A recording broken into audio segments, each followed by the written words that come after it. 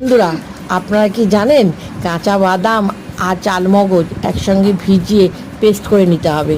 এবারে ছানার মধ্যে হলুদ গুঁড়ো, লঙ্কা গুঁড়ো, জিরে গুঁড়ো, নুন, সামান্য একটু মিষ্টি, ভাজা মশলা দিয়ে ভালো করে ওটাকে মেখে নিতে হবে। এরপরে আলুগুলোকে মুখটা কেটে তোমার চামচের সাহায্যে পুরোটাকে বার করে নিতে হবে, নিয়ে একটু নুন জলে ভিজিয়ে রাখতে হবে। আলুটা ভালো করে নুন জল থেকে তুলে একটু হলুদ মাখিয়ে ভালো করে তেলে ভেজে নিতে হবে লাল লাল করে। এবার একটা বাটির মধ্যে লঙ্কা গুঁড়ো, হলুদ গুঁড়ো, জিরে গুঁড়ো, ধনে গুঁড়ো, আদা বাটা সবকিছু দিয়ে একটু পেস্ট করে নিতে হবে। পরে তেল দিয়ে একটু জিরে, একটা শুকনো লঙ্কা, এলাচ, দারচিনি, লবঙ্গ, একটু ফুল দিয়ে ওটাকে ফোড়ন দিতে হবে।